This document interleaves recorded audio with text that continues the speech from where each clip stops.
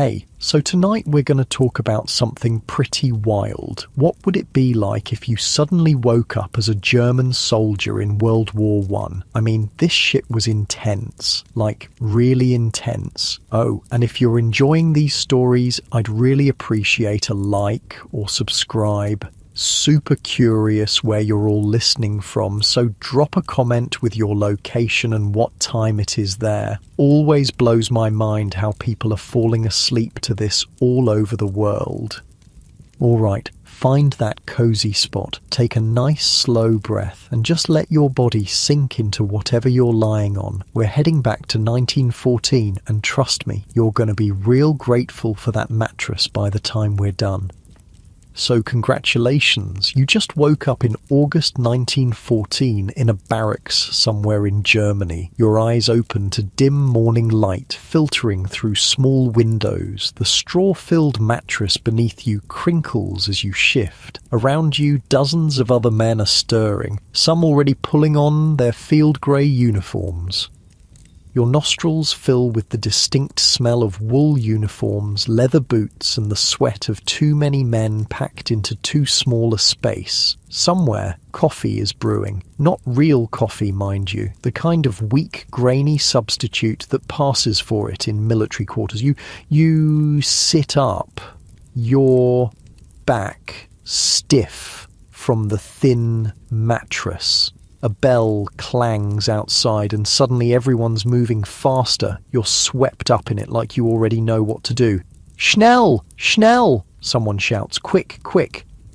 You find yourself dressed in a scratchy wool uniform. Field grey they call it, but it's more like a greenish grey that fades to a duller shade after washing. The boots are stiff leather, already worn in the right places for your feet. That's weird, right? Like they've been yours for months. The jacket buttons up tight around your neck with silver buttons that you're careful not to polish too brightly. Don't want to make yourself a target. You place a cap on your head. Not the famous spiked helmet yet, that's for later. Just a simple field cap for now. And you know, somehow, that war has just been declared. The excitement is palpable. Everyone's talking about being home by Christmas. You'll march through Belgium, knock out France real quick, then deal with Russia. Simple plan. You've trained for this. Every German man has, basically.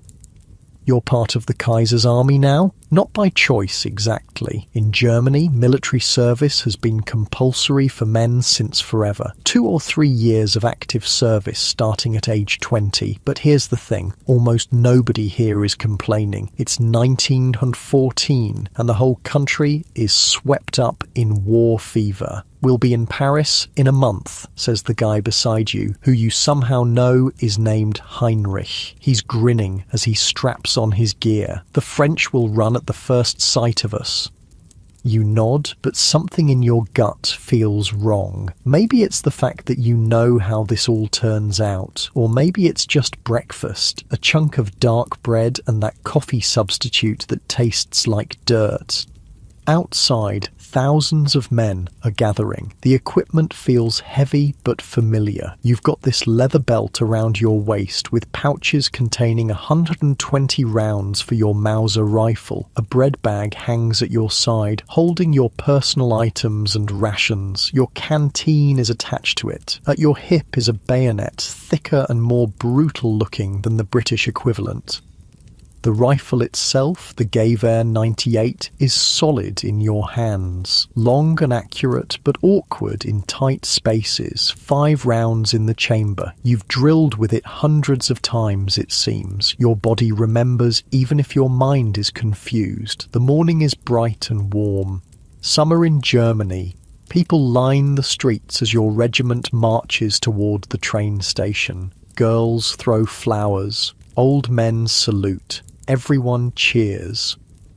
You march and march, swept along in this river of field grey uniforms, thousands of men, all headed to war with smiles on their faces. If only they knew. The train takes you west, toward Belgium. Guys are singing patriotic songs, playing cards, writing letters home. It's like a holiday mood. And why not? The officers keep saying you'll be home by Christmas. The Kaiser says it's necessary, Heinrich tells you, his face serious now. France and Russia were going to attack us anyway. Britain too, probably. We're just beating them to it. You nod again. What else can you do? Days pass in a blur of marching. More train rides, more marching. The weight of your pack digs into your shoulders. Your feet develop blisters, then calluses. The summer heat makes your uniform stick to your skin with sweat. The wool smells worse each day. And then, suddenly, you're at the Belgian border. The officers are shouting orders. There's tension now. This is it. The war is about to begin for real. Nobody looks so cheerful anymore. Reality is setting in. The Belgians won't just let you pass through. They're going to fight. And the British have joined the war too, which wasn't supposed to happen so fast. Your battalion moves through small Belgian towns. Some are already burning. Civilians watch with fear and hatred in their eyes. You've heard rumours that Belgian civilians are attacking German soldiers, so everyone's on edge. And then comes your first battle. It happens so fast. One moment you're marching down a country road, the next you're diving for cover as bullets whiz overhead. The noise is what gets you first. It's deafening. Rifles crack, machine guns chatter, men scream, artillery shells shriek through the air before exploding in geysers of dirt and metal. You find yourself firing your rifle at shapes in the distance. Are they Belgian? French? You can barely tell. Your training takes over. Load, aim, fire. Load, aim, fire. The rifle butt slams into your shoulder with each shot. Heinrich goes down beside you, clutching his leg. Blood seeps between his fingers. You help drag him behind a wall, then return to firing. Hours blur together. By nightfall, you're exhausted, ears ringing, hands shaking, but you're alive, and your side has won this small engagement. The Belgians have retreated. That night, you sleep in a farmhouse that's been abandoned. You're too tired to even remove your boots. Your dreams are filled with the sounds of battle. You jerk awake at every noise. The push continues. Each day brings more fighting, more marching, more death. But you're moving forward, always forward, into France now. The Great Schlieffen Plan is working. Swing wide through Belgium, then down into France, encircling Paris from the north. Except it isn't quite working as planned. The Belgians slowed you down. The British are fighting hard alongside the French, and the Russians have mobilized faster than expected in the east. By early September, you're exhausted. Your unit has been marching and fighting for a month straight. Your uniform is filthy, your body thin from inconsistent meals, but you've made it close to Paris. Victory seems within reach. Then the order comes: retreat. The French and British have counterattacked at the Marne River. The German advance has been stopped. You fall back with the rest of your unit, confused and demoralized. This wasn't supposed to happen. Paris was almost within reach. Now you're digging in north of the Aisne River, creating defensive positions, and that's how it begins. The trenches. At first, they're just shallow scrapes in the dirt, places to take cover from enemy fire, but as days turn to weeks, they grow deeper, more complex. By October, you're living in a trench. The autumn rains have started, turning the floors to mud. You slosh through water that sometimes reaches your knees. Your feet are constantly wet, the skin starting to rot. Trench foot, they call it. But here's the thing about German trenches. They're better built than the Allied ones. The Germans, you, are planning to stay on the defensive now. Hold what you've gained in Belgium and northern France while dealing with Russia.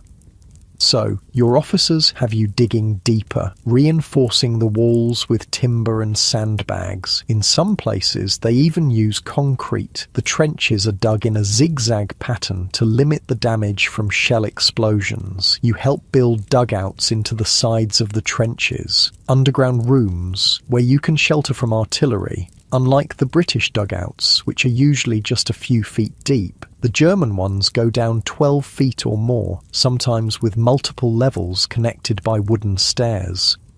It's hard work, but it gives you something to do, and when it's finished, you have relatively safe places to sleep, eat, even relax a bit. Some dugouts eventually get electric lights powered by generators, luxury compared to what the British and French have. The routine of trench life quickly becomes normal. Stand watch at dawn and dusk when attacks are most likely. Work on strengthening the trenches during the day. Send out patrols at night to scout no man's land or raid enemy trenches. Food is decent enough at first. Dark bread, sausage, sometimes fresh meat, potatoes and vegetables, coffee, or at least that substitute, beer occasionally if you're lucky. Each day you get 2 cigars or cigarettes, small comforts. The boredom is almost worse than the fear. Hours and hours of nothing happening. You write letters home, play cards with the other men, clean your rifle for the 100th time. And then there's the rats, massive things, fat from feeding on corpses in no man's land. They scurry through the trenches at night, bold enough to run across your body while you're trying to sleep. Lice too, infesting your uniform, biting incessantly. You can feel them crawling on your skin. The itch never stops. The smell is something else entirely. Mud and human waste, unwashed bodies, rotting food, the sweet, sickening odour of corpses decomposing just outside the trench. You stop noticing it after a while, your nose adjusting to the constant assault. Winter comes, bringing freezing temperatures. The mud turns to ice, then back to mud, then ice again. Your feet are never warm. You wrap them in whatever you can find, newspaper, extra socks, bits of blanket. Your dugout becomes a haven. Down there, below ground level, it stays a bit warmer. You huddle with the other men for warmth, personal space long forgotten. Christmas 1914 arrives. You're still in France, not home like everyone promised. But something strange happens. The firing stops. Across no man's land, you can hear the British singing carols. Someone on your side starts singing too. Before the officers can stop it, men from both sides are climbing out of their trenches, meeting in no man's land, exchanging small gifts, cigarettes, chocolate, badges. There's even a football game. For a few hours, there's no war, just men who want to be home, finding a moment of peace. But it doesn't last. The officers put an end to it. The war resumes, and now there's a new horror to face. In April 1915, near Ypres, your commanders try something new. Gas, chlorine gas, released from cylinders, forming a greenish-yellow cloud that drifts toward the enemy trenches. You watch from a distance, gas mask ready. The Allied soldiers opposite have no protection. They cough, choke, die.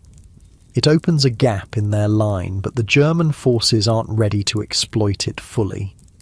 And soon enough, the Allies have gas too. Now you have to worry about poison drifting into your trench. The gas mask is uncomfortable, restricting your vision and breathing, but it's better than having your lungs dissolved. The war grinds on. 1915 passes, then 1916. Major battles flare up. Verdun, the Somme, but the lines barely move. Millions die for gains measured in yards.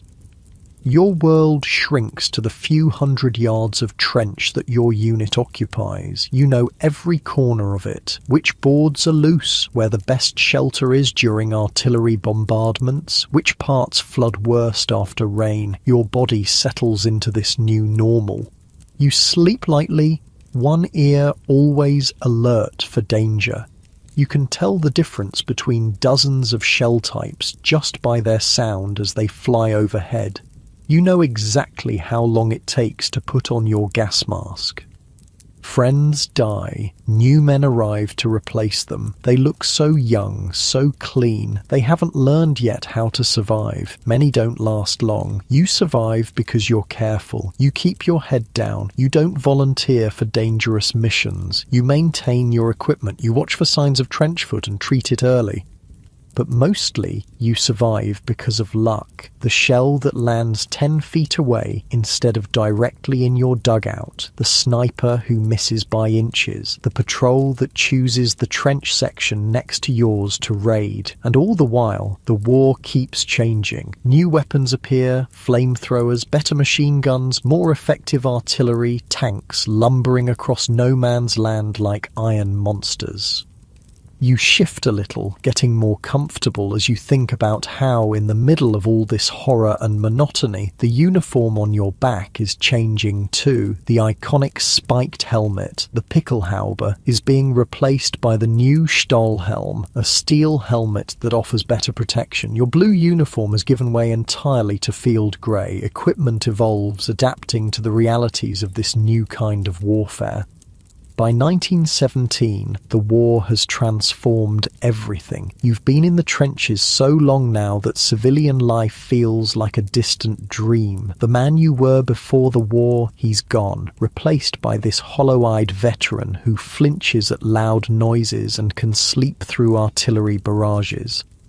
Your trench has become more sophisticated over time. What started as a simple ditch is now an engineering marvel, 12 feet deep in places, reinforced with timber and concrete. Dugouts extend far underground, some big enough to house dozens of men. The officers' dugouts even have proper furniture salvaged from abandoned houses.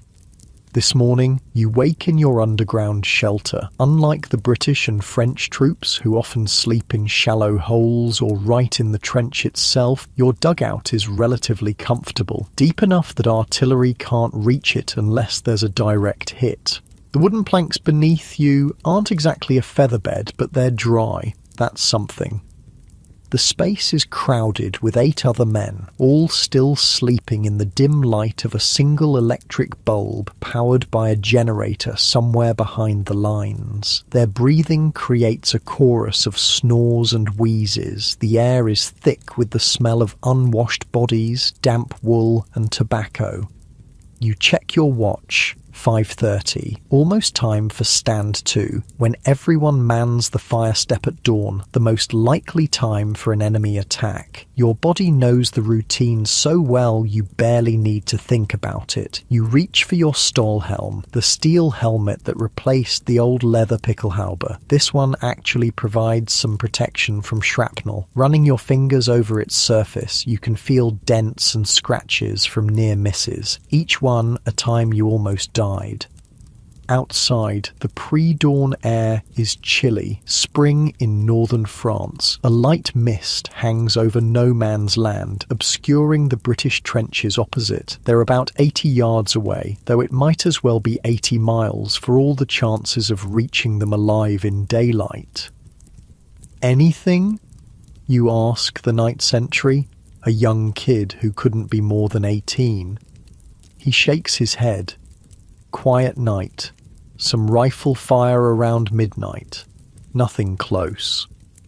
You nod and take your position on the fire step, a narrow ledge that allows you to peer over the parapet with your rifle ready. All along the trench, other men are doing the same, spaced out at regular intervals, eyes scanning the mist for any movement. This is the morning hate ritual. As visibility improves, both sides usually fire a few rounds into the mist, just to let the other side know you're awake and alert. No one expects to hit anything. It's just part of the daily rhythm. Your stomach growls. Rations have been getting worse. The British naval blockade has been strangling Germany for years now. Food shortages back home mean less for the front. The fat sausages and fresh bread of 1914 are long gone. Now it's thin soup, hard bread, and sometimes a bit of preserved meat that might be horse or might be something else. You try not to think about it too much. The tin cup of ersatz coffee in your hand is barely warm. It tastes nothing like actual coffee. It's made from roasted barley and chicory, but it's hot and slightly bitter. Good enough. Stand down, comes the order as full daylight arrives with no sign of attack. The morning hate passes with just a few desultory shots fired into the mist. Everyone's saving ammunition these days. Now comes the daily routine. Some men will sleep, taking advantage of the relative quiet of daylight hours. Others will perform the endless maintenance tasks, repairing damaged sections of trench, pumping out water, checking and cleaning weapons. You've been assigned to a working party today. That means leaving the relative safety of the trench to string barbed wire in no man's land tonight. A dangerous job, but not until after dark. For now, you have time to write a letter home. Settling on an ammunition box in a quiet corner of the trench, you pull out a pencil stub and paper. What to tell your family, not the truth. The censors would cut it out anyway. So you write about the weather, ask about neighbours, mention a few friends who are still alive. You avoid mentioning the ones who aren't.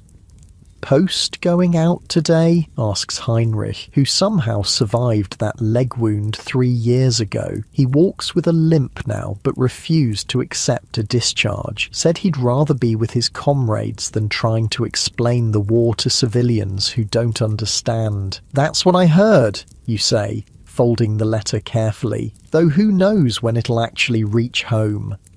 Heinrich nods, his face gaunt beneath a week's growth of beard. My wife's last letter took 2 months to get here. Said they're eating turnips and bread made with sawdust now. You've heard similar stories from others. The home front is suffering almost as much as the soldiers. Almost. The day drags on. You clean your rifle, check your gas mask, eat a meagre midday meal of soup and hard bread. The soup has a few chunks of mystery meat and some vegetables floating in it. Better than nothing. In the afternoon, you try to nap, knowing you'll be up all night with the wire-laying detail. Sleep comes fitfully. Even in the relative safety of the dugout, your body stays partially alert, ready to respond to the alarm that signals a gas attack or the distinctive sound of an incoming shell. As dusk approaches, it's stand to again. Everyone back on the fire step, watching for movement as the light fades. This is another dangerous time when attacks might come. After dark, you gather with the wire-laying detail. 8 men, led by a corporal who's been doing this since 1915 and somehow hasn't been killed or wounded yet. That's the kind of luck you want to stay close to. We go out through the sap trench, the corporal explains, pointing to a narrow trench that extends out toward no man's land. Work in pairs. One holds the wire, one hammers in the stakes. Keep it quiet. If we're spotted, drop everything and get back to our lines fast. Questions? Nobody has questions. You've all done this before. You know the risks. You're paired with a newer guy, Schmidt. He's been at the front for 3 months, which makes him practically a veteran at this point. The turnover is high. You want to hold or hammer? You ask him. I'll hammer, he says. Steadier hands. You nod. That means you'll be handling the barbed wire itself, which inevitably leads to cuts and scratches no matter how careful you are with the gloves. But Schmidt is right. The hammering needs to be done as quietly as possible, with steady, controlled movements. It's the harder job. The group moves out through the sap trench, then crawls the last 20 yards to the position where the new wire will go. The night is cloudy, which is good. It makes it harder for the British to spot you, but there's enough moonlight filtering through to see what you're doing. For the next 2 hours, you work in near silence, unrolling wire and holding it in place while Schmidt hammers in the metal stakes. The only sounds are the dull thud of hammer on stake, muffled by a cloth wrap, and the occasional distant crack of a rifle shot somewhere along the line.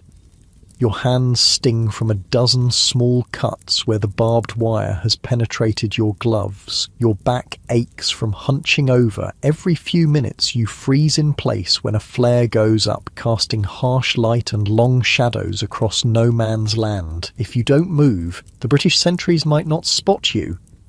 Finally, the new wire is in place. The corporal signals for everyone to return to the trench. You move carefully backwards, still hunched over, trying to avoid the older strands of wire that litter no man's land like a deadly metal spiderweb. You're almost to the sap trench when a flare goes up directly overhead. Its harsh white light freezes everyone in place, but someone, you never find out who, panics and makes a dash for the trench. Immediately, machine gun fire erupts from the British line. Bullets zip and crack through the air around you. You press yourself flat against the ground, face buried in the mud, praying none of those bullets finds you. The man who ran makes it about 10 yards before going down. You can hear his muffled screams for help, but no one moves. Can't risk more lives. After what feels like hours but is probably just minutes, the British fire slackens. They can't maintain it all night, and they can't be sure of hitting anything in the dark. The flare burns out. Back to the trench, the corporal whispers. Now, crawl. You don't need to be told twice. On your belly, you crawl the remaining distance to the sap trench, then scurry along it back to the main line. Your uniform is caked with mud, your hands bleeding from the wire cuts, but you're alive. The wounded man is still out there. His cries have grown weaker. A patrol might go out for him later if the officers deem it worth the risk. Often they don't. Back in the relative safety of the main trench, you slump against the wall, exhausted. Your heart is still racing from the close call. Schmidt sits beside you, his face pale in the darkness. "Smoke?" he offers, holding out a crumpled cigarette. You take it gratefully. Tobacco is another thing that's been rationed severely, but most men save their allotment for moments like this, when the nerves need steadying. The match flares briefly, illuminating Schmidt's young face. In that instant, you see the fear he's trying to hide. The same fear you've been carrying for 3 years now. The fear you've just gotten better at concealing. You inhale deeply, letting the harsh smoke fill your lungs. It's calming, familiar, a small pleasure in a world that offers few. Think they'll send a patrol for Müller? Schmidt asks quietly, naming the man who was hit. You shrug. Depends if they think he's still alive, and how busy the Tommies are tonight. Schmidt nods, understanding the harsh calculus of the front. No use risking more lives for a man who's probably already dead, or who will die before you can get him back to the aid station. The rest of the night passes in the usual routine. You clean yourself up as best you can, bandage the worst of the cuts on your hands, eat a cold ration of bread and some preserved meat from your bread bag. Then you take your turn on sentry duty, staring out into the darkness, listening for any sound that might indicate a British patrol or raid. The next day brings news. Another big offensive is coming. The rumours have been circulating for weeks, but now it's official. The spring offensive of 1918, Germany's last great push to win the war before American troops arrive in large numbers. The plan sounds ambitious. Break through the British lines, drive to the Channel ports, cut off their supply lines, end the war before the Americans can make a difference. But you've heard big plans before. The Schlieffen Plan in 1914, the attack on Verdun in 1916 that was supposed to bleed France white. None of them delivered the promised victory. Still, there's a different feeling this time. Units from the Eastern Front are arriving daily, freed up by Russia's exit from the war. New tactics have been developed. Stormtroopers, special assault troops, have been training for months. For the first time in years, there's a sense of possibility. Maybe, just maybe, this war can still be won. The preparations are intense. Training in the new infiltration tactics, stockpiling ammunition and supplies, bringing up artillery, all done as secretly as possible to maintain the element of surprise. You find yourself assigned to a stormtrooper unit based on your experience and relatively good physical condition, a rarity after years of poor rations. The training is different from anything you've done before. Instead of massed attacks across no man's land, you'll be moving in small groups, bypassing strong points, pushing deep into enemy territory. The weapons are different too. More machine guns, many of them lighter models that can be carried by 1 or 2 men. Flamethrowers, the new MP-18 submachine guns, automatic weapons perfect for trench clearing, and plenty of grenades, both the stick type and the egg-shaped models. The training is exhausting, but it's also the most interesting thing you've done in years. It feels good to be moving, to be active, instead of just sitting in a trench waiting for shells to fall. And there's better food, at least temporarily. The army is making sure the assault troops are well fed. Meat appears in the stew again. There's even real coffee occasionally. As the offensive draws closer, tension builds. Everyone knows this is Germany's last best chance. The British and French are exhausted too, their armies depleted by years of grinding warfare. But the Americans are coming. Fresh troops, vast industrial capacity, seemingly limitless resources. It has to be now or never. The night before the attack, you try to sleep but can't. No one can. The dugout is filled with restless men checking equipment, writing last letters home, quietly talking in small groups. You think about all you've survived to reach this point. The early battles in Belgium, the retreat from the Marne, years of trench warfare, gas attacks, artillery bombardments that turned the landscape into a cratered moonscape, raids and counter-raids across no man's land. So many close calls. The bullet that passed through your sleeve without touching skin, the shell that buried you alive until your comrades dug you out, the gas attack where your mask leaked slightly, leaving you coughing blood for days but still alive when others died. And now it comes down to this. One massive push to break the stalemate and end the war. Will you survive this too? The odds aren't good. The initial assault troops always suffer the heaviest casualties, but what choice do you have? Desert? You'd likely be caught and shot. And where would you go anyway? The enemy lines are just as dangerous, and home is hundreds of miles away across a war zone. No, you'll do your duty, like you always have. Follow orders. Try to stay alive. That's all anyone can do in this war. As dawn approaches, you gear up. The Stahlhelm sits heavy on your head. Your ammunition pouches are full, extra grenades hanging from your belt. The MP-18 is a comforting weight in your hands, far more effective for close combat than the old Mauser rifle. Your body feels tense, but ready. 4 years of war have turned you into something you never expected to be. A professional soldier, skilled in the art of killing and surviving. Around you, thousands of other men are preparing the same way. The trenches are packed with troops, far more than usual. The attack will come on a wide front, a massive effort to rupture the Allied lines. The artillery begins before dawn, thousands of guns firing in a carefully orchestrated bombardment. Not the days-long shelling that telegraphs an attack, but a short, intense barrage designed to stun and suppress rather than destroy. Gas shells mix with high explosives, forcing the British to don their masks, making it harder for them to fight when the assault comes. You check your watch, counting down the minutes. The bombardment will last exactly 2 hours. Then you go over the top. Your mouth is dry. Your heart pounds in your chest. Around you, men make final adjustments to their equipment, some praying quietly, others silent with their own thoughts. The roar of the guns is deafening, even in the dugout. Above, the ground shakes with each impact. Dust filters down from the ceiling. Then the whistle blows. It's time. You climb the steps to the trench, then up to the fire step. The sky is just beginning to lighten with dawn. Smoke and dust from the bombardment hang in the air, providing some cover.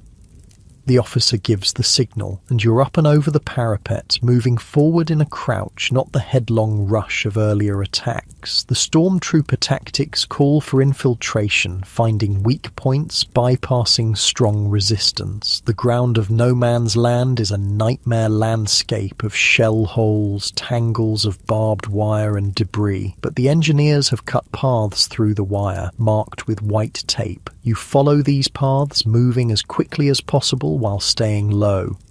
Surprisingly, there's little fire from the British lines. The bombardment has done its job, forcing them to keep their heads down, disrupting their communications. Your squad reaches the first British trench and drops into it. A few defenders are still there, dazed from the shelling. Brief, violent close-quarter fighting erupts. The MP-18 proves its worth, sweeping the trench with automatic fire. Grenades are tossed into dugouts. Within minutes, this section of trench is secured.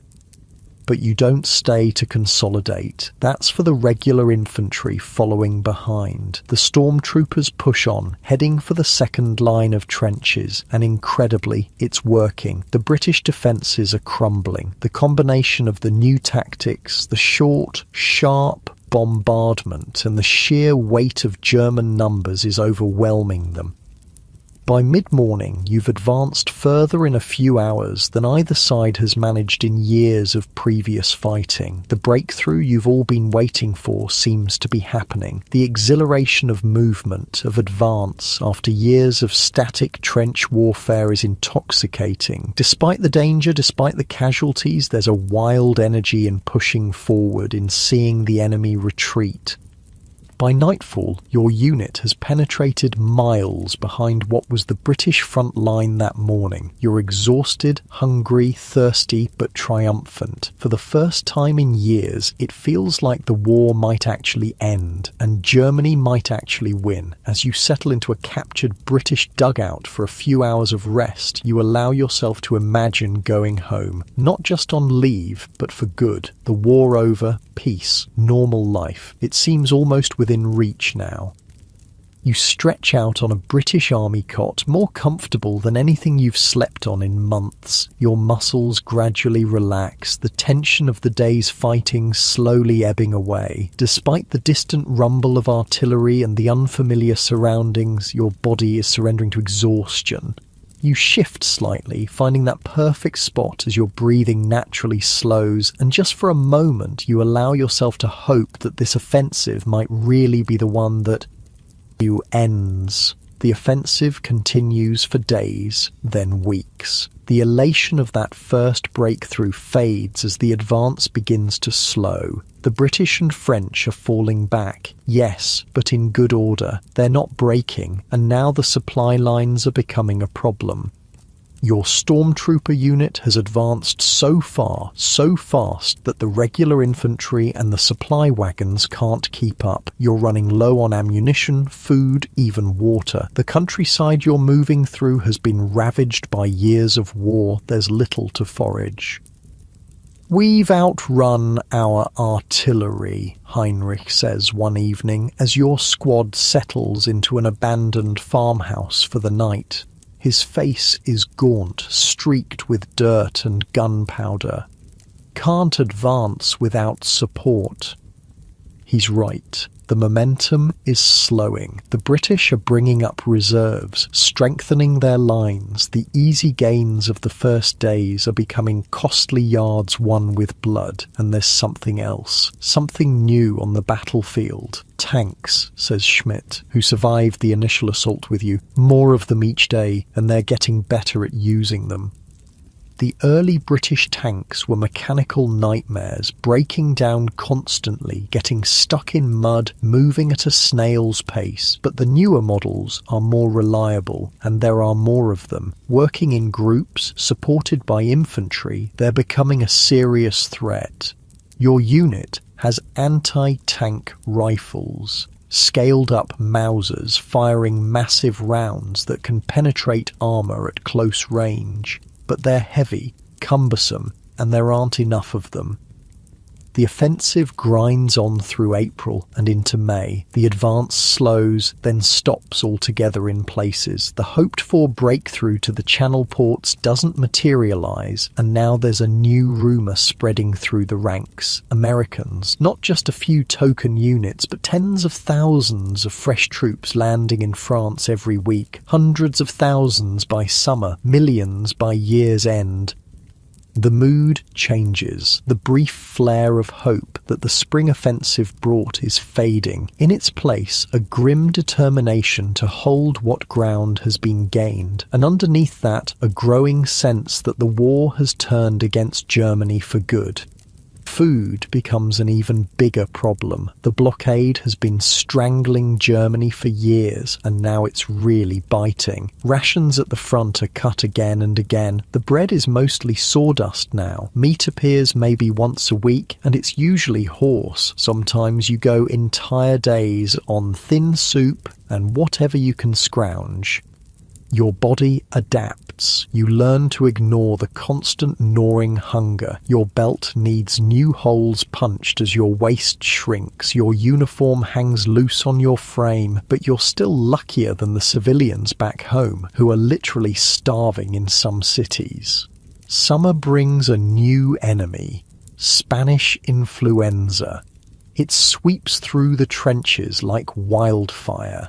Men who survived years of shells and bullets are dying in days from this invisible killer. The medical stations are overwhelmed. You catch it too. For a week you burn with fever, coughing until your ribs ache and blood specks your handkerchief. But somehow your weakened body fights it off. You survive, though thousands don't. By July, it's clear the tide has turned. The British and French, bolstered by the arriving Americans, launch counter-offensives. For the first time in years, the German army is in full retreat across large sections of the front.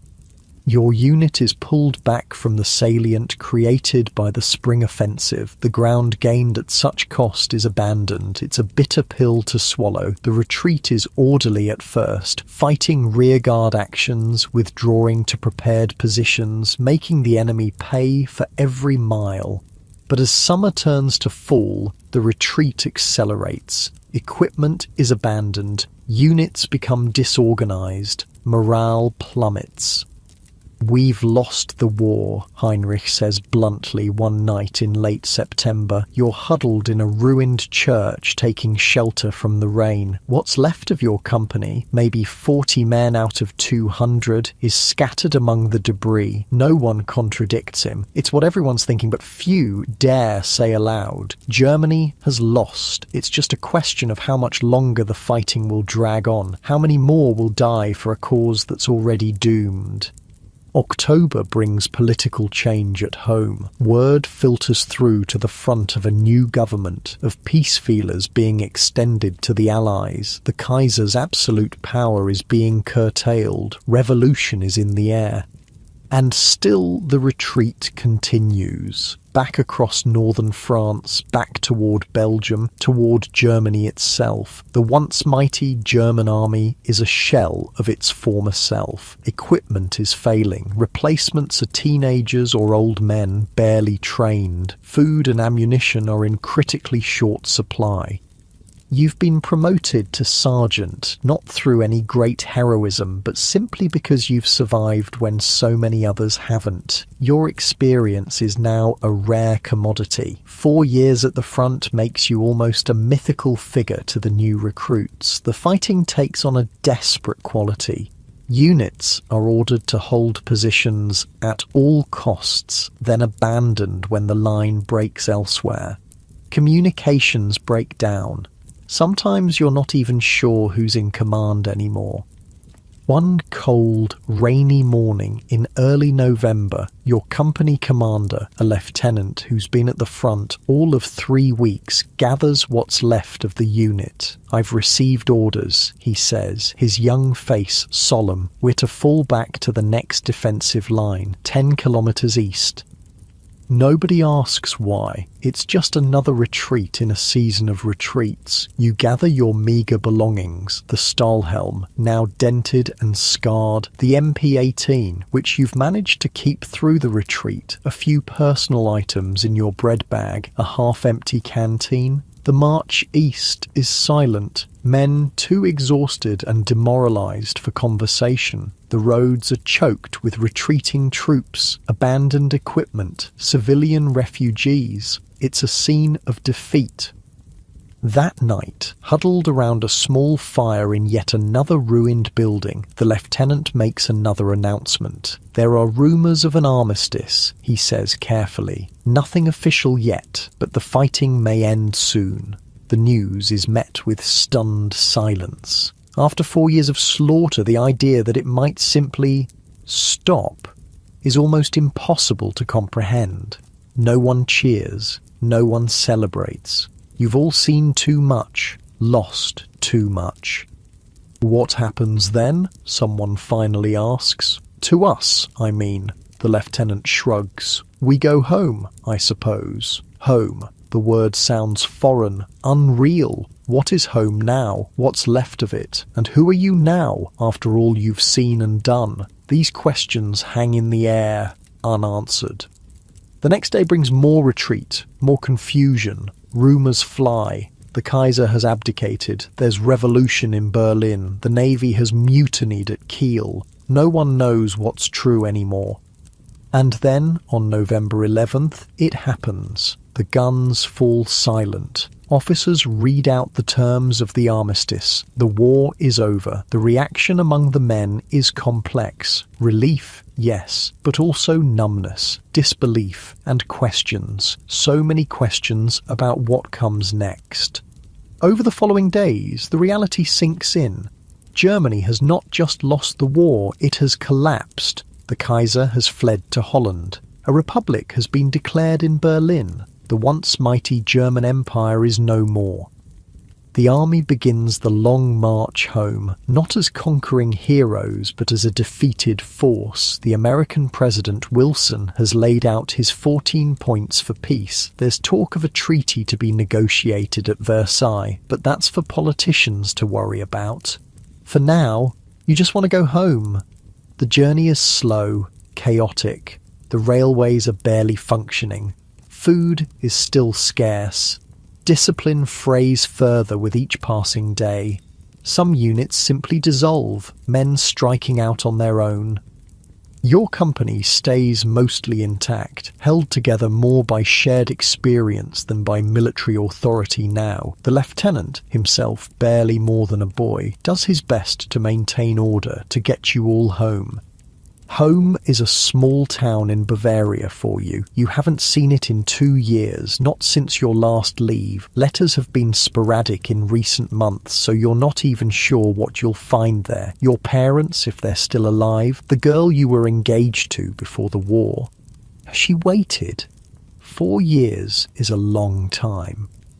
As the ragtag column that was once a proud German regiment approaches the border, you find yourself thinking back over the war years, the initial excitement and patriotism, the shock of real combat, the grinding horror of the trenches, the moments of camaraderie that made it bearable, the countless close calls that somehow left you alive when so many others died. You've changed. How could you not? The innocent young man who marched off to war in 1914 is gone forever. In his place is, what? A harder man, a damaged man, but a survivor. The German border comes into view, home soil at last. Men who haven't shown emotion in years now weep openly. Some fall to their knees and kiss the ground. You feel, you're not sure what you feel. Relief. Certainly, but also apprehension. The war may be over, but its effects will linger in your mind, in your dreams, in the missing limbs and scarred bodies of millions of veterans, in the holes left by the millions who will never return. What kind of Germany are you returning to? What kind of life can be built from the ruins of the old order? These questions have no easy answers, but one thing is certain. You've survived, against all odds, through 4 years of the most destructive war humanity has ever known. You've made it home. That night, you're first back on German soil, you find a barn to sleep in. The hay is softer than anything you've slept on in months. Outside, it's beginning to snow lightly. The first winter of peace. As you lie there, staring up at the rafters, your body finally begins to relax truly and deeply for the first time in years. The constant vigilance, the hair-trigger alertness that kept you alive at the front begins to ebb away. Your breathing slows, your muscles unclench. You're safe. You've survived. The questions about the future, about Germany's fate, about your own place in this new world, can wait for tomorrow. Tonight, you're simply grateful to be alive, to be home. In the quiet darkness of the barn, with the soft sounds of breathing from the other men around you, you find a moment of peace. Not happiness exactly. That might come later, with time, but peace, an ending to the long nightmare. Your eyelids grow heavy, but you resist sleep for a moment longer, savouring this feeling. Around you, some men are already snoring. Others talk quietly, making plans for when they reach their hometowns. Your limbs feel pleasantly heavy as your body sinks deeper into the hay. You shift slightly, getting more comfortable as your thoughts drift to the small Bavarian town where you grew up, wondering what remains of it, what remains of you. Your breathing settles into a steady rhythm as memories of home mix with the harsh realities of what you've just lived through. The journey home takes longer than expected. Germany is in chaos. The revolution that started with sailors in Kiel has spread. Workers' councils have taken control in some cities. There are food riots, political assassinations, armed clashes between communists and nationalists. Your unit fragments further with each passing day. Men peel off when the route takes them near their hometowns. By the time you reach Bavaria, only a handful of your original company remains. Heinrich, Schmidt, and a few others who've survived the full 4 years. What will you do now? Heinrich asks as you share a last meal together, scraps of bread and cheese obtained from a sympathetic farmer. His face is still gaunt, his eyes haunted, but there's something else there now, a tentative hope. Find my family, you say. Then, I don't know, find work somehow. You pause, considering. What about you? Heinrich shrugs. My brother has a carpentry shop. If it's still there, maybe he'll take me on. He doesn't mention his wife, who stopped writing months ago. No one knows if she left him or if the letters simply didn't get through. In the morning, your paths diverge. Brief handshakes, mumbled good wishes, no grand farewells. You've seen too much together for empty sentimentality. The bonds forged in the trenches don't need words.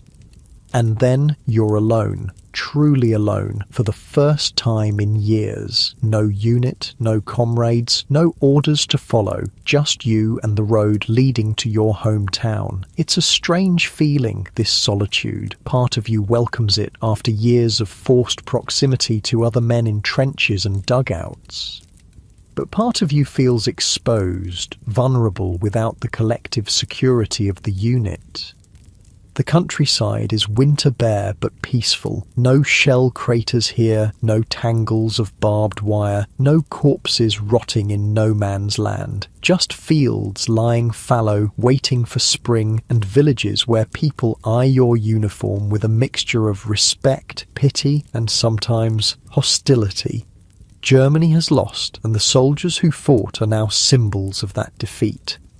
In some towns you see red flags flying, the emblem of the revolutionaries. In others, the old imperial flags still hang, though the Kaiser himself has fled to exile in Holland. The country seems unsure of what it is now, what it will become. You walk for days, catching occasional rides on farm wagons or trucks. Your feet, which marched across Belgium and France, carry you the last miles home without complaint.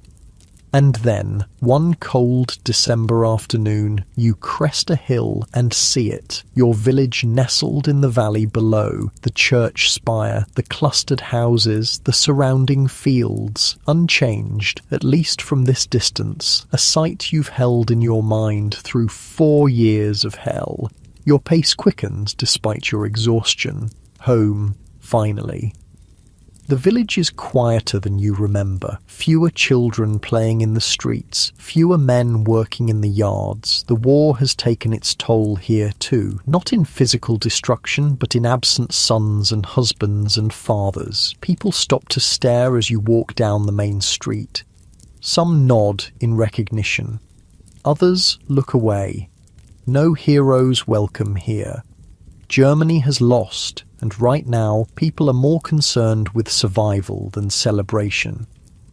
Your family's house looks smaller than you remember. The paint is peeling, the garden overgrown. For a moment you hesitate at the gate, suddenly afraid of what you might find inside. Who might be missing? Then the door opens and your mother is there, older, greyer, thinner, but alive. Her hands fly to her mouth. She says your name, a question and a prayer.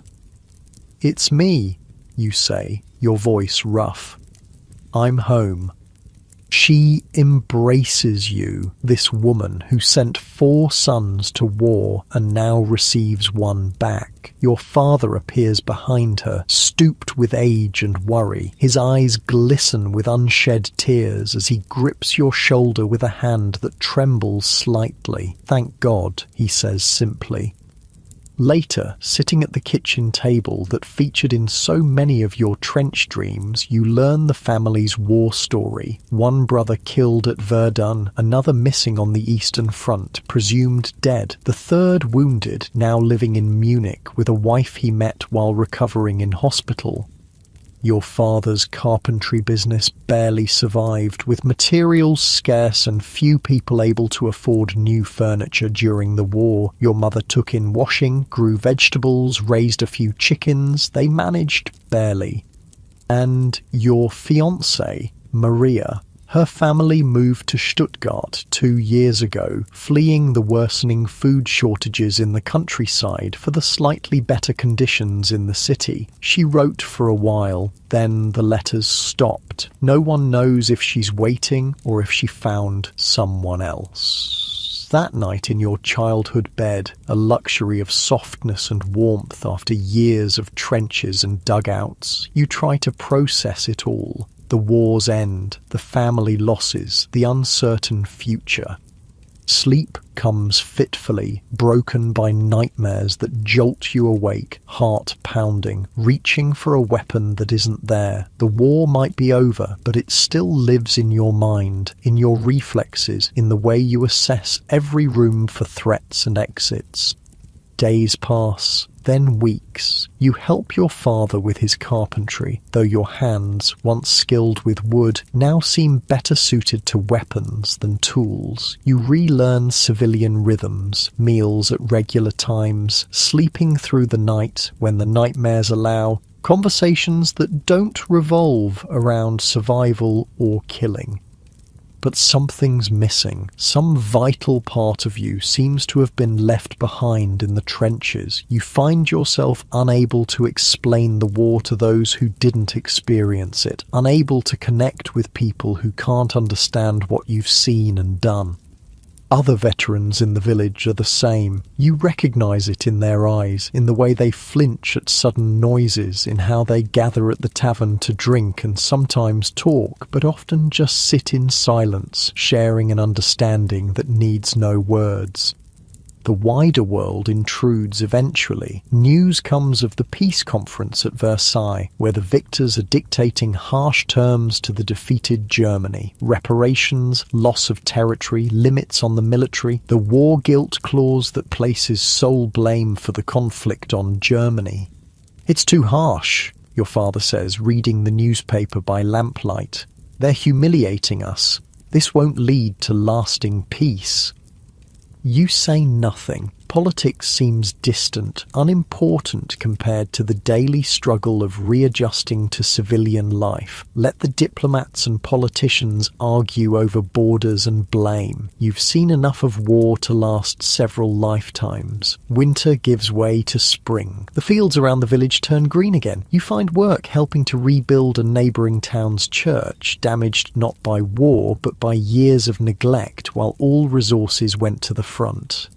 Physical labour helps. It exhausts your body, makes sleep come easier, gives purpose to your days, but the restlessness remains, the sense of being adrift in a world that moved on without you. One sunny afternoon in May, you're walking home from work when you see a girl in the village square. Dark hair, blue dress, carrying a basket of vegetables. Something about her posture, the way she moves, catches your attention. Maria. She turns, sees you. For a long moment you both stand frozen, separated by 20 feet of cobblestones and 4 years of war. Then she smiles tentatively and the distance begins to close.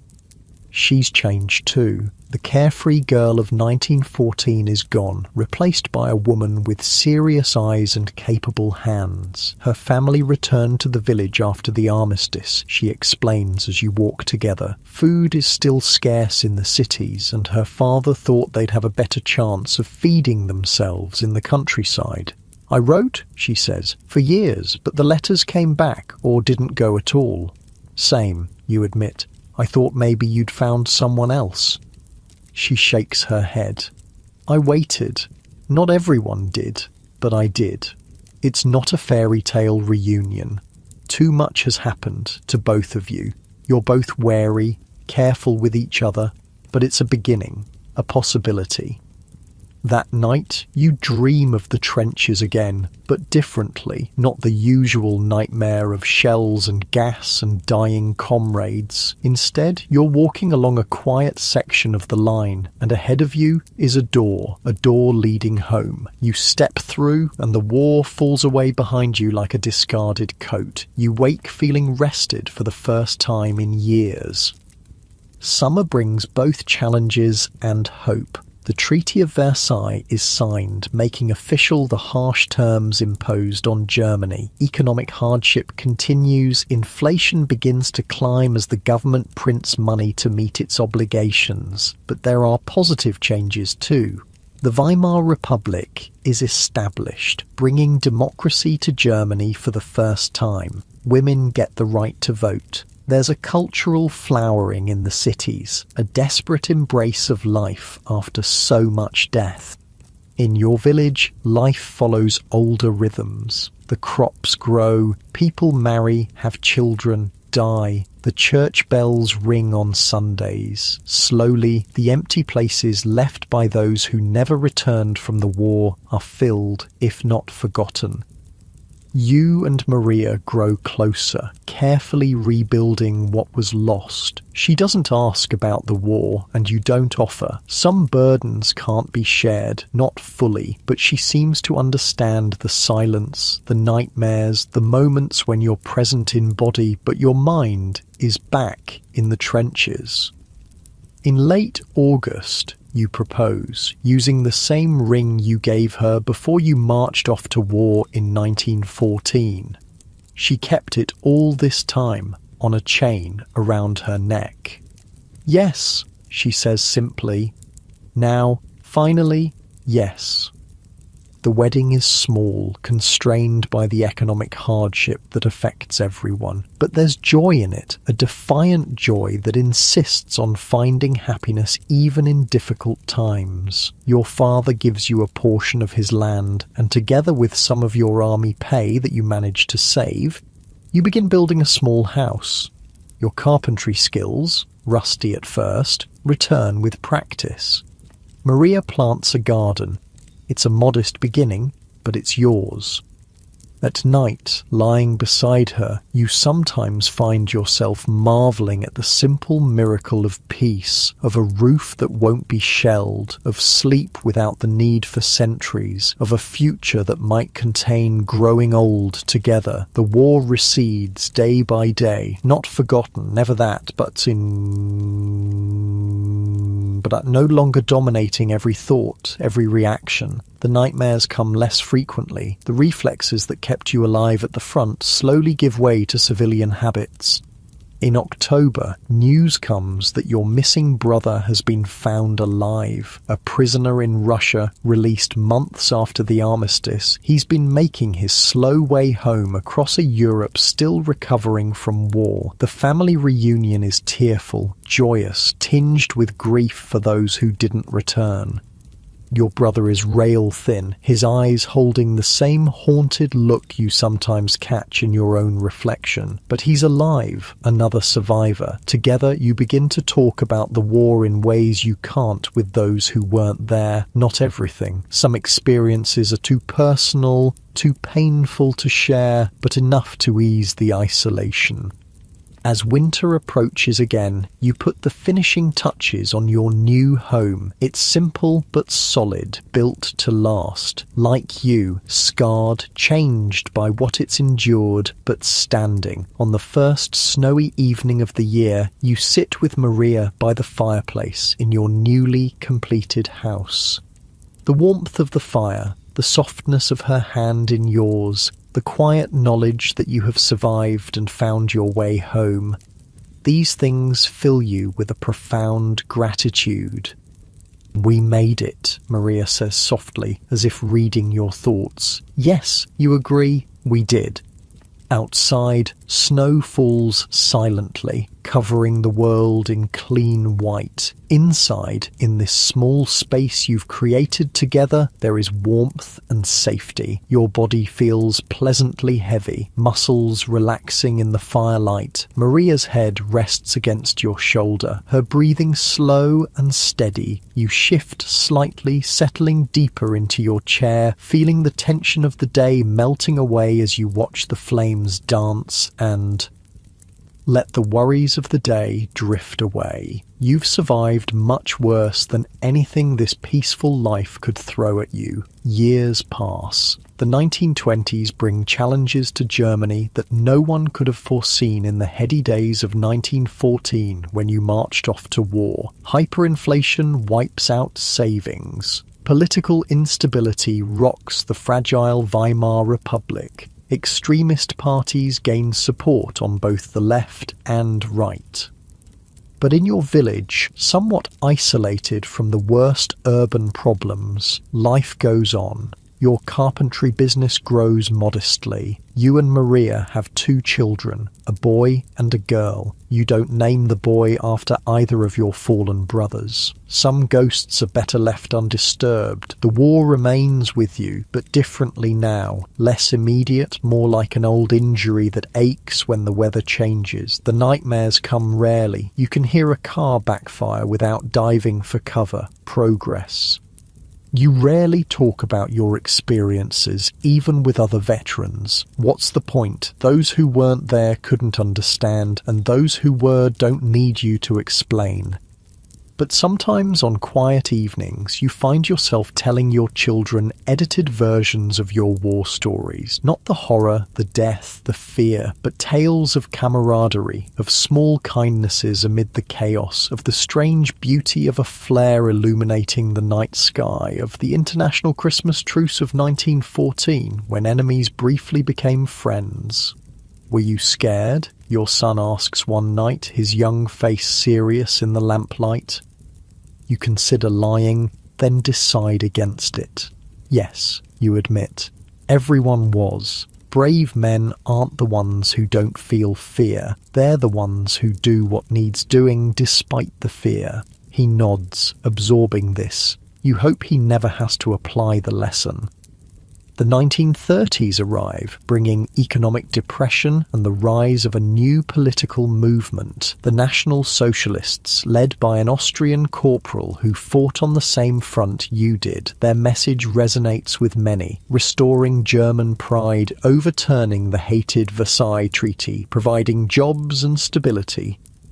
You keep your distance. You've seen enough killing, enough blind nationalism, but many of your fellow veterans are drawn to the Nazi message, seeing in it a validation of their sacrifices, a promise that their suffering wasn't in vain. Your brother joins the party early. Arguments at family gatherings become heated, then stop altogether as you see less and less of each other. It's not worth losing family over politics, you think, until the politics becomes impossible to ignore.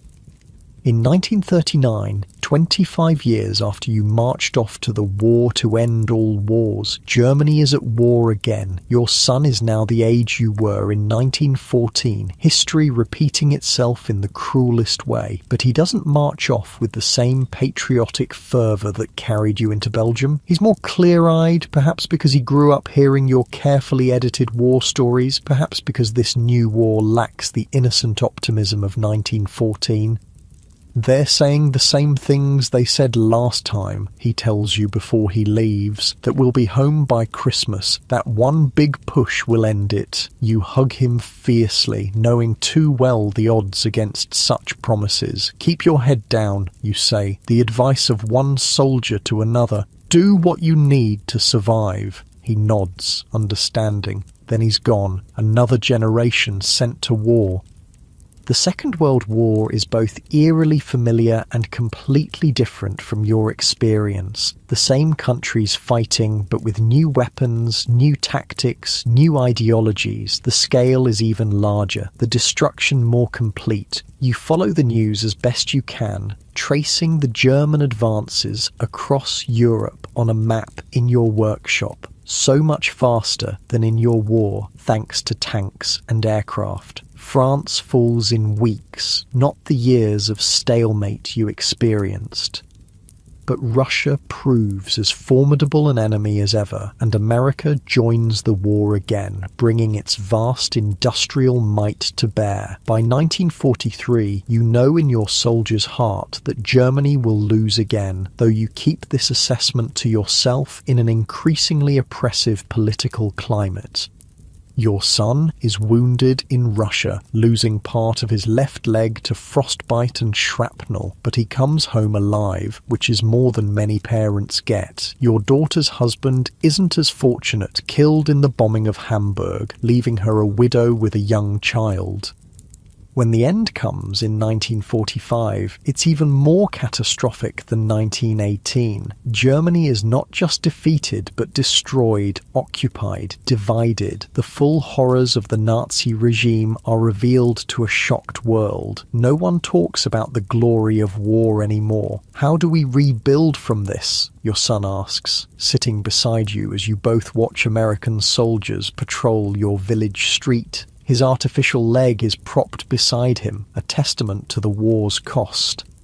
The same way we did last time, you tell him, one day at a time, but hopefully with more wisdom. The years after the Second World War bring changes you could never have imagined as a young soldier in 1914. Germany divided into East and West. The Cold War, economic recovery in the West that becomes known as the economic miracle, new technology that transforms daily life, television, jet aircraft, computers.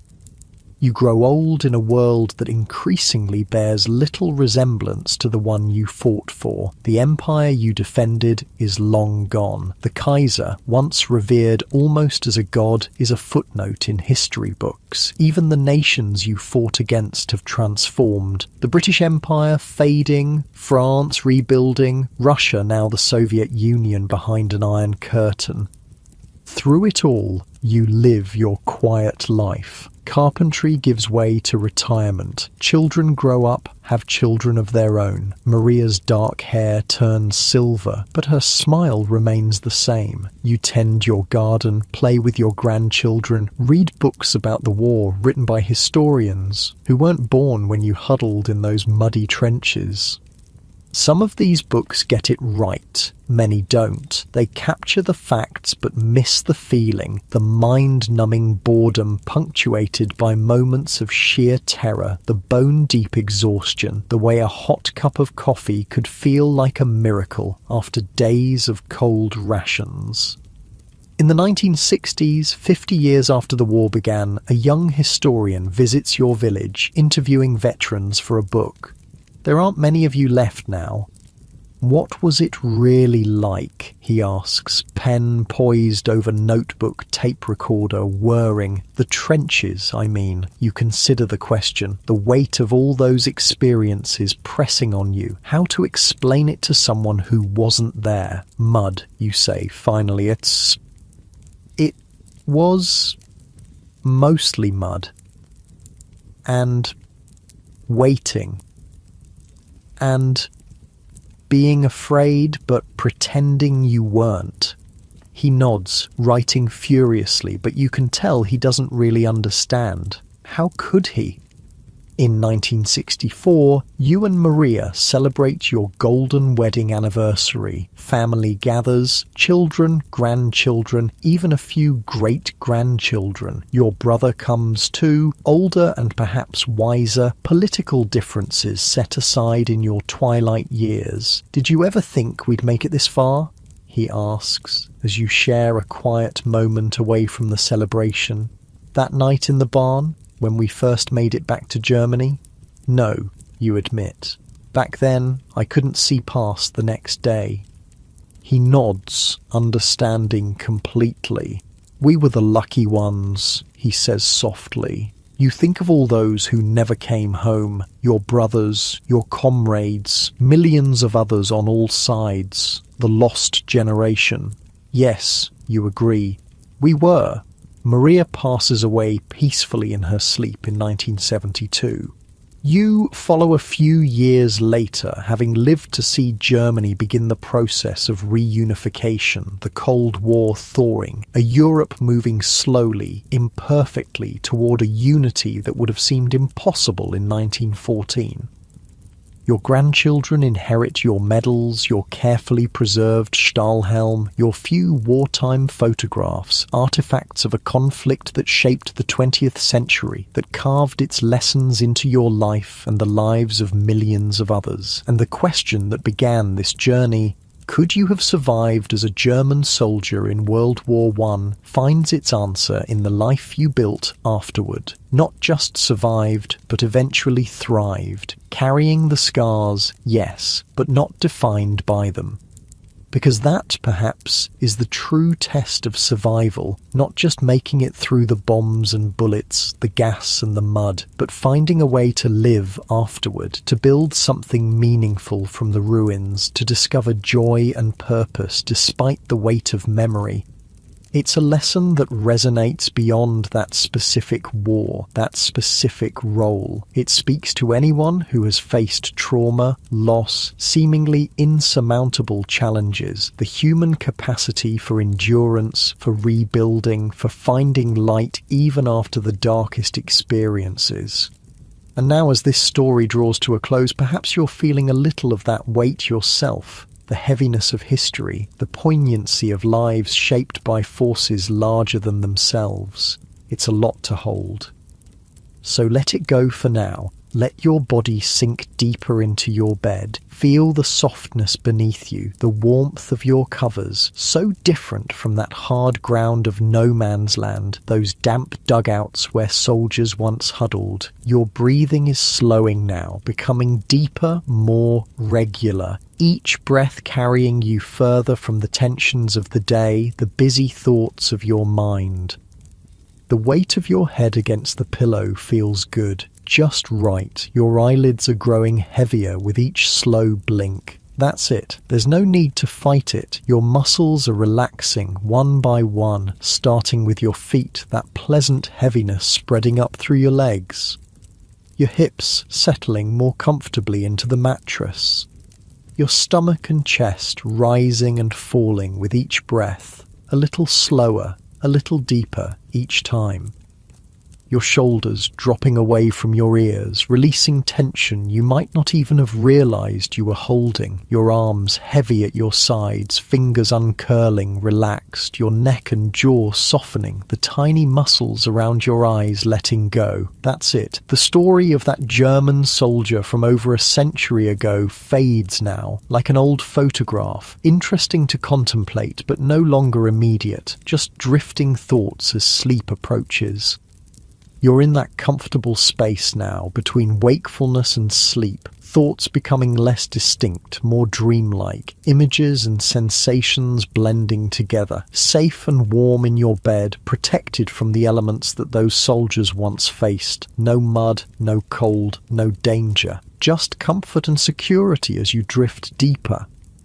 Your breathing is the rhythm of deep relaxation now. Your body heavy, pleasantly weighted against the mattress, holding you in that perfect stillness that comes just before sleep. The outside world recedes further with each breath, sounds becoming distant, less important. Your focus turning inward to the peaceful quiet of your own mind and body. Any remaining tension melts away like ice in warm sunshine. Nothing to do now but surrender to rest. Nothing to worry about, nothing to plan for. Just this moment of perfect relaxation. Your eyelids are so heavy now, it would take effort to open them, and there's no need. Better to let them stay closed, protecting your eyes as you glide towards sleep.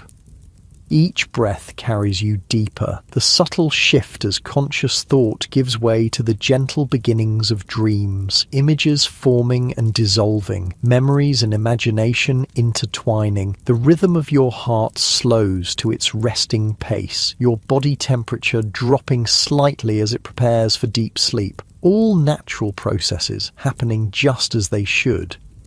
And with each passing moment, you're drifting further from wakefulness, thoughts becoming more fragmentary, less connected, the mind beginning its nightly journey through dreams. All the tension, all the worries of the day, they're far away now, impossible to hold on to, even if you wanted to, which you don't. Better to let them go, to sink into this perfect relaxation. Sleep is so close now, just beyond the thinnest of veils, and passing through that veil is as easy as taking your next breath, as natural as the beating of your heart. So surrender to it completely. Let go of any last holdouts of wakefulness. Give yourself permission to fall into that deep, restorative sleep that refreshes body and mind, drifting now, floating, the borders between thoughts blurring, fading, consciousness dissolving into the warm embrace of deep sleep. And as you finally cross that threshold, know that your mind and body are doing exactly what they need to do. Healing, restoring, preparing for another day, but that's for tomorrow. For now, there is only this perfect moment of transition, this gentle slide into dreams. Sleep now, deep and peaceful, until morning light returns to wake you, refreshed and renewed. Sleep, soft and gentle. Sleep.